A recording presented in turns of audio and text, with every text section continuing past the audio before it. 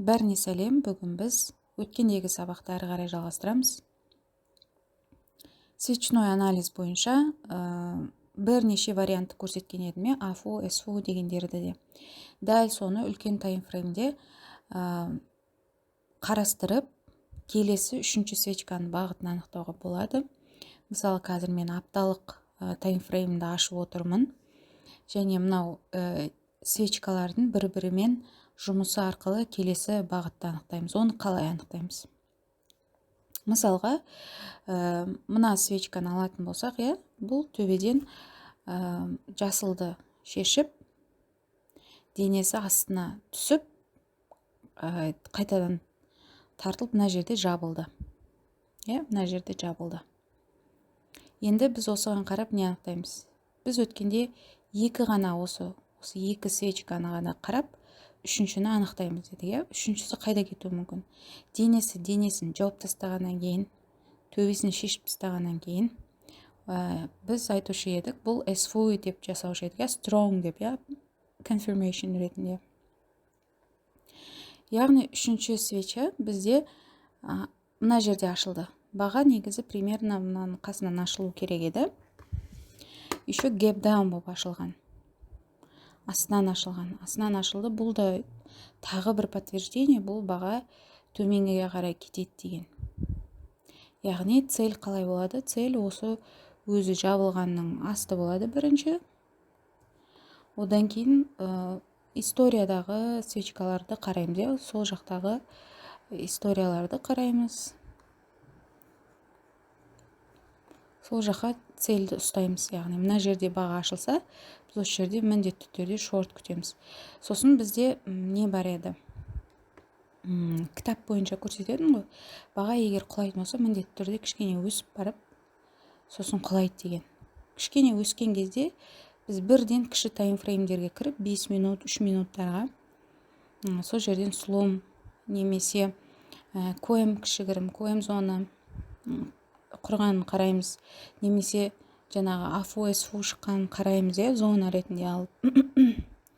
Сосын ары қарай сол жерден шорт кіріп, стоп-лоссымызды қойып, мына бағыттарға дейін тейкті қоюшы едік. Баға астына дейін өтіп кетті. Біздің целімізге денемен закреп алып алды. Денесін және фитильді қарасаңыз, ұзын фитиль тастап көтеріліп, денесін тартып жабылған, Яғни, мына история жақтағы ликвид шешіп тастады. Бізде мына жақтағы ликвидті шешті, историядағы дене жабылды. Енді біз күтеміз да бағаны. Келесі баға бізде қалай ашылады? Ашылу бағасы да маңызды еді. Бұдан чуть жоғары ашылды, яғни бізде бүгінгі бағыт жоғарыға қарай бағытталады деп ше. Баға жоғарыдан ашылды. Және ашылғаннан кейін біз бірден лонг қарастырмайтын едік. Ол міндетті түрде лонг болу үшін кішкене құлап, сол жақтан подтверждение іздеп, сосын цель уже мына жоғары жақ болатын еді, жоғары жақ болатын еді. Енді бағаға қарасаңыз, жоғары жаққа тимеген, шешпеген, яғни. Баға шешпеді, бұндайды біз не істеуші едік? Икоха қалдырды, Икоха қалдырды деген, оның өзі де бір магнит рөлін атқарады. Енді баға қарасақ, денесімен мынаған барғысы келді, бірақ жетпей қалды, денесін тартып, мынаның ішінде жабылды. Бұл бізге не деген сөз? Яғни, мына жерде лонгистер, шортистерді жеңе алмады, келесі мына свечканың қызыл болғанын біз болжаймыз. Біз жай ғана болжаймыз да. Болжағанда шорт іздейміз, яғни. Бағаға қарасақ, баға жоғарыдан ашылды. Лонг болу керек деген подтверждениемен ашылды.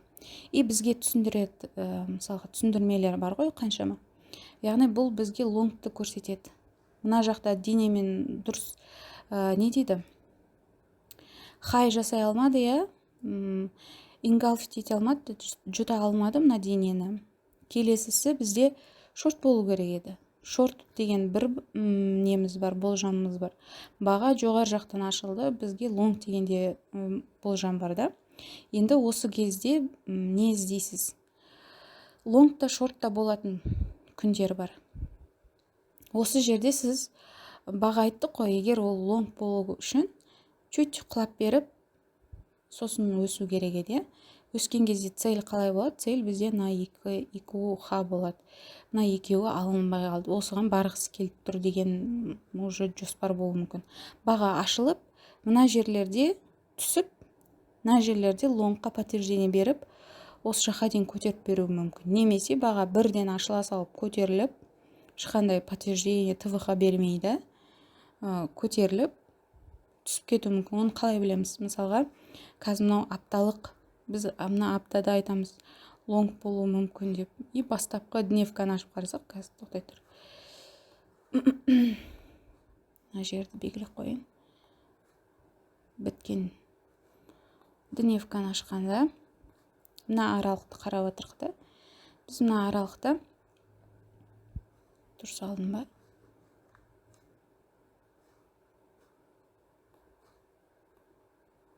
Мына свечканы анықтауымыз керек, ашылу жабылу. Яғни мына жерде ашылды бұл, мына жақта жабылады. Мына аралықты қарап отырмыз.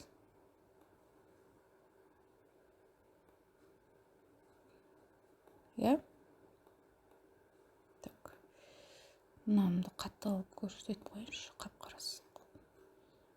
Қалың қылып. Көрінбей қалды, Фитильдерді көріп тұру үшін да. Мына аралықты қарап отырық. Біз бұл аралықта мына жақта айтқан едік та, не болады деп. Шорт болады деп. Мына баға. Баға ашылған, құлаған, қайтып мына жерде жабылды. Енді бұл негізінде пин бар, жоғары жақты көрсетеді. Біз мына күннің алдыңғы күніне қарайтын болсақ, цель мына жақ болған, и асты. Баға жоғарыдан ашылған соң бізге лонг беру керек еді. Құлап барып, кішкентай ғана лонг берді. Ашылғаннан кішкене ғана үстінде. Бұл нені білдіреді? Яғни бізге келесі свечка мынау хайды алып, и цель астында болып қалды. Астында құлап берді. Мынау денесімен полный жауып тастаған үшін, және төбесін шешіп тастады, и астын EQL қалдырған үшін келесі баға ашылғаннан кейін EQL-ді алады. Мына жаққа барудың ұзақ жол, және ол шешіп тастады. Бізде цель мына асты болып қалды. Баға мына күні ашылып, астыға түсіп, қайтадан жоғары өсіп, қайтып денесін тартып алып жабылды. Мына жерде жабылды. Енді келесі баға, бұл негізінде бұл қандай свечка деді? Бұл свечка негізі белгісіздік білдіреді. Бұндай кезде обычно трейдерлар күтеді екен, қай жақты денемен алады, сол жаққа қарай бағыт кетеді. И келесі күні ашылғанда баға, келесі күні қай, мысалға мынаның close мына жерді көрсетеді. Мынаны басқан кезде close 141.60, мына open қарасаң 140.60. Баға бірдей бағадан ашылған. Осы жерде ашылып, баға бұл белгісіздік қой. Біздің целіміз қайықта жоғарыда еді, нақта IQ-қаларда еді. Баға жоғарыдан ашылып, мынаның да денесінің астын шешіп, үстінде цель болып қалды бізде. Үстінде цель. Астын шешкен екен, үстіне барады деп бағыттаймыз. Баға ашылғаннан кейін лонг іздейміз, жоғарыға қарай кетті. Мына жоғарыға қарай кетті. Енді мынаны снимать етіп тастады бұл. Енді өзінің лоуы цель болып қалды. Өзінің лоуы цель. Және мынаны да, мынау алдындағы свечканы да басын денемен жапқан жоқ. Денемен жапқанда егер, бұл жоғарыға қарай EQH-мызға кететін еді, бірақ өйтпеді. Астына жабылды. Бұл шортты білдіреді деген сөз. Астын бәрін не істеп тастады, өзінің целі енді өзінің асты болып қалды.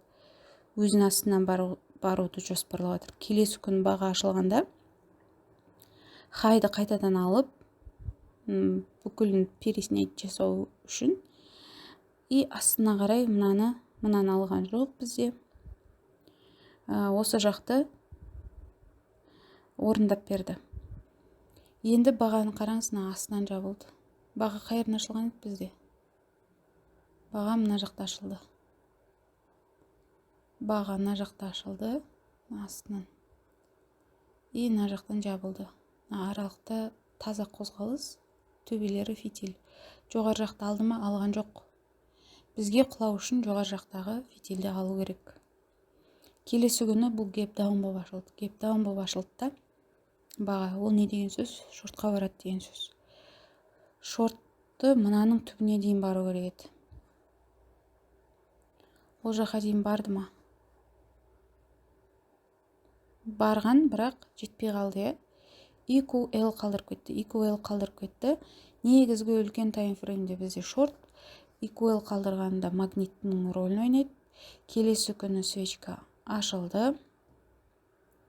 И бізге нені білдіреді EQL? Цель мынаны алып кету керек еді. Бұл тағы да алған жоқ. Жоғарға бірден кетті. Мыналарымыз әлі орындалған жоқ. Мына жақтағы EQL-дар, соларды алуға кетті. Бұл күні де орындай алмады.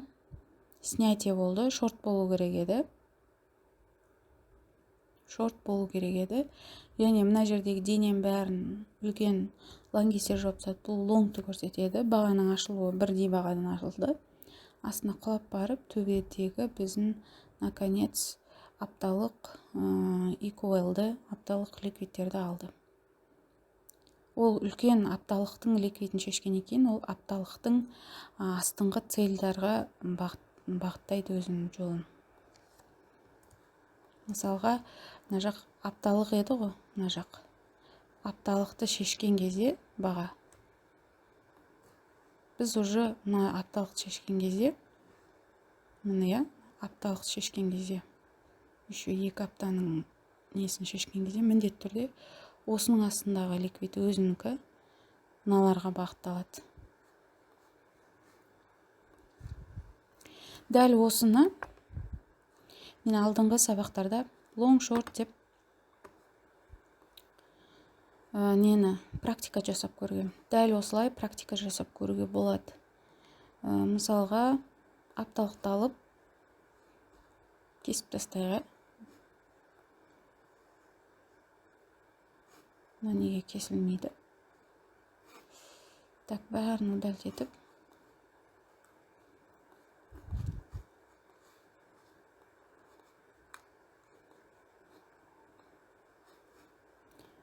Түсінбеймін не деген сөз екенін, шынымды айтсам.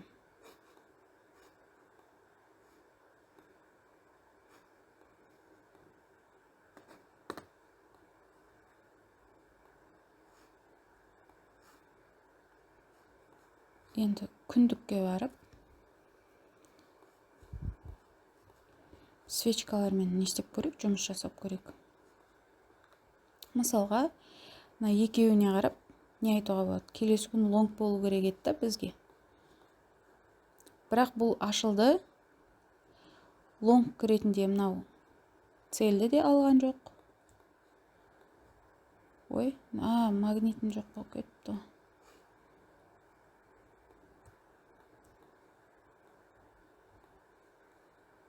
Так, төбесіне тұр. Ладно.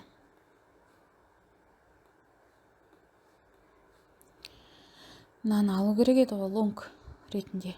Бұл ашылғанда лонгқа бара алмаған, шортқа бара алмаған. Инсайд бар деген осының ішіне алып кетеді. Яғни инсайд бар нені білдіреді? Обычный трейдерлар, мысалға self-negation, инсайд бар болған кезде күтетші қай жақты алады. Яғни бұл доджи деген аты бар. Белгісіздік шам, қандай ұмытып қалыппын уже. Аттары бар. Сол аттарға сәйкес бұны күтеді. Яғни мына жақты шешіп кетсе, міндетті түріне басына дейін позиция қарайды. Егер үстін шешіп кетсе, закреп алып кетсе, закреп болса, онда астындағы мына свечкаларға қарайды деген сияқты. Енді мынау инсайд бар болып қалып қалды. Біз келесте цельді анықтай алмаймыз да, қайда баратыны үшін күтеміз біз баға ашылған кезде. бір бағаны жіберіп көрейін енді. Лонг болыпты. Мына цель алынбаған еді ғой. Бұл цель алыну керек еді, осы цельді алыпты. Денесімен денені жауапты. Мына жақта алып кетсе, тағы да переснятие болуы мүмкін. Бірақ бізде астындағы цельдеріміз орындалмай жатыр. Үлкен таймфреймде де бұл қай жақта тұр? Фибоначчиім бар, как всегда. Бұл дискаунт зонаның ішіне кіріп кеткен екен. Шортқа басым екен. Не үшін бұлай қарап жатырмын? Өйткені мына жақтағы нақайдың минимумына закреп болды деп қарап жатырмын. Шорт жақта жүрген кезде мындай лонг подтверждение берсе де, шешсе де, шорт болу ықтималдылығы көбірек болады. Шорт болу мүмкін. Шорт болыпты, жоғары жақтан алыпты нені. Екінші рет снятие болды. Және шорт болып денесін кіргізіп жабылды. Бұл не дейтін еді? Біз attempted афу. Денесін жаба алмады, бірақ үлкен фитиль қалдырды. Шорт болады деп айтам. Не үшін? Себебі мына жақтағы үлкен ликвидті шешті. Орындау керек. Келесі свечка шорт. Келесі свечка ашылып, шортты орындап берді. Астын бәрін шешті. Ендігі бағыты біздің мынау басы еді ғой. Мыналар орындап тастаған. Мына басы. Өйткені мына жақтың бәрін шешті бұл. Осыны барып шешіп, сөйтіп құлау керек негізінде. Баға ашылып шешіліп, денесімен астын жаба алмады. Төбесін шешкен екен, цель мынау асты болып қалды өзінің. Еще біздің мынау ликвидімізде бар. EQL. Шорт болу керек. Екеуінде алды. Келесі свечка. Мынау басы болып қалды. Не үшін олай айтамын? Себебі мына ликвидтің астына емес, денесін тартып үсті жағынан жапты да, мынаны да жаба алған жоқ. Келесісі жаба алмағандықтан лонг болуы мүмкін, кішігірім. Үлкен лонг болып кетті. Полностью жауып, денесімен, мына жақтың бәрін денемен жауып тастады. Бұдан кейінгі свечка лонг болуы мүмкін. Мына басы да, яғни қайтып мына басы цель болады. Мыналарды апсайшы.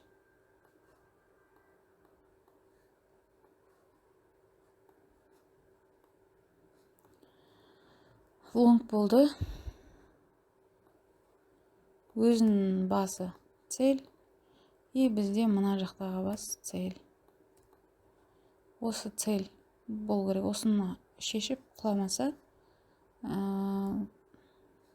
екеуін алып барып снятиемен мына жаққа келу керек та бұл. Асты жағына солай келу керек, короче. Үстін бірінші шешіп, басына келу керек. Үстін шешіп, астына келді. Так, келесі цель, мына асты болып танылып, мынаны шешіп барып, үстіне шығу керек. Не үшін үстіне деп ойлаймын? Себебі мынау үлкен свечканың негізі бұл шортты көрсетіп тұр, мына екеуінің әлі шешілмеген. Төбесін шешіп тастады, уже қызық жоқ, екі астын шешу керек шорт деп. Толық шорт деп айтамайсың, себебі мынау 50% үстіне қарай 45 па сондайда жабылған сияқты болып көрініп тұр. Толық шорт болған жоқ, төбесінен барып, астындағы неге мына ликвидке закреп алды. Келесі мынаған цель. Өзінің асты және мынау цельді. Мына екеу цель. Екеуінде шешіп тастады. Қайтып жоғары кетті. Осылай негізі практика жасасаңыздар, мен алдында қатты анық дұрыстап түсіндірмеген сияқтымды, просто өзім ойымда не айтып тұр, соны айтып тастадым. Практиканың негізі осылай. Әрбір свечканы ашып, қарап жасау керек. Сонда түсінігіңіз күшті қалыптасады да. Болжай аласыз. Кішкене болжам мысалы сигнал каналдарда да не істейсіз да, сигнал береді ғой шортқа лонгқа деп мысалға. Сол кезде шынымен де шорт болатын жақпа ол немесе лонг болатын зона ма, мысалға мынау біз целіміз жоғары жақта алып құлап жатса, 5 минуткада кішігірім коем зона жасап жатса, онда сіз сигнал да сол жақтан беріліп жатса, онда сол сигналмен кіруге болады да. А егер мына асты жағынан целіңіз жоғары жақ болып, асты жақтан шорт беріп жатса, мысалы өзі асты жақта жүрсе свечка, целдер алынбаған болса, сигналдарыңызға қарайсыз да, андай сәйкес келмейді ғой деген сияқты, кіруге бола ма болмай ма деген сияқты ойланасыз да. Негізі алдында да айтып қой, сигнал каналдарды негізі қолданба демейміз, қолданыңыздар да, бірақ өзіңіздің де неңізбен, болжамыңызбен сәйкес келіп жатырса, онда қосымша подтверждение ретінде, кейде адам сенімсіз болған кезде қосымша подтверждение ретінде сигналдарды қолдануға болады. Тупа ашып жаба бергеннен. Кейбір білесіздер ғой, негізі сіздерде кейбір сигнал каналдар, мысалға ссылка, рефералка, сондай нәрселер жіберіледі. Адамдардың стоптарынан да олар пайда көреді да, мысалы қанша адам алып кірді деген сияқты сондай заттар да бар ғой. Сол үшін кейбір кезде болмайтын жерден сигнал беріп, стоп жегізу үшін жасауы мүмкін. Сол мақсатта айтатым да. Сондайларға түсіп қалмас үшін өзіңізде ойланып, андай примерно сәйкес келе ма, келмей ма, мысалы мынаның бәрін снятие жасады ма, мына жақта, жоғары жақта. Ендігі цель мынау снятие жасаған екен, мынаның асты болады да, мысалы мына цель болады. Егер мына жаққа закреп алып тастаса, онда мына цель болады деген сияқты. Сондай нәрселерді қарау үшін бұл сигнал деппін ғой, свечкалар. Және осы свечной анализді bias, білмеймін, неше түрлі нәрселермен айтып отыр ғой. Мысалы, CRT-ді үйрену үшін де осы свечной анализді күшті білу керек та, ондай кәдімгі сезіп чувствовать ету керек та. Осы нәрселерді білгеннен кейін ғана сіз QT-ді де, CRT-ді де күшті түсініп бастайсыз. Структураны да күшті түсініп бастайсыз. Мынандай нәрсе бар еще. Мысалы қараңыз, структура пайда болып жатыр да, невкада. Бүйтіп мына жерге закреп берді, мынау да өзіне закреп берді, мынау да закреп берді, яғни хай жасап кетіп барады да. Мына жерлерді алып жатырмын. Бүйтіп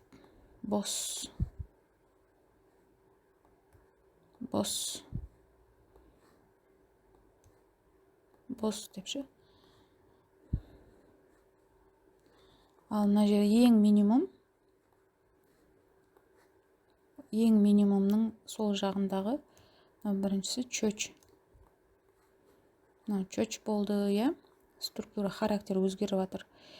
Бос болды, мысалға, немесе confirmation деп айтып жатады. Бос болды.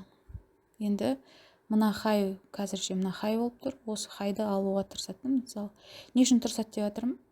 Астын бәрін шешті. Еще мына минимумды мына ретінде алсақ, мына жерде импульс қылып алсаңыз, 0,5 сона міне, как раз 0,5-ті келіп шешіп, дискаунттан баға алып, мына хайға ұмтылып жатыр. Бір көрейік. Қазір.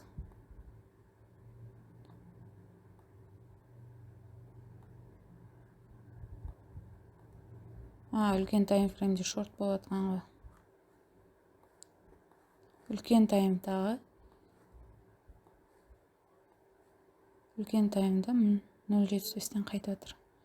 Мына дейін. Мына импульс ретінде алсаңыз, мына жаққа дейін, мына 0,5-ке дейін келеді алады екен.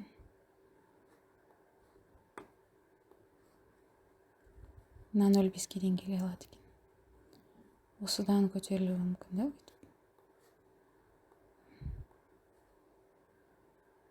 Мына қайға дейін ба? Деген сияқты. Білмеймін, көрейікші.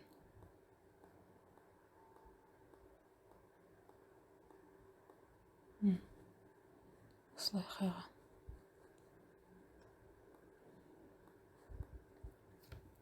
Мына жаңа мен осылардың да премиум дисконт келіп, сосын кетеді ғой. Соны көрсетейін деген мына жер, соған кішкене жұмыс істемей қалды. Не үшін жұмыс істемей қалды? Себебі мына үлкен импульстың разворотный уровеньде тұр екен да. Сол үшін. Сол бүгінге сабақ қызық болса, ары қарай жалғастырамыз ютубта.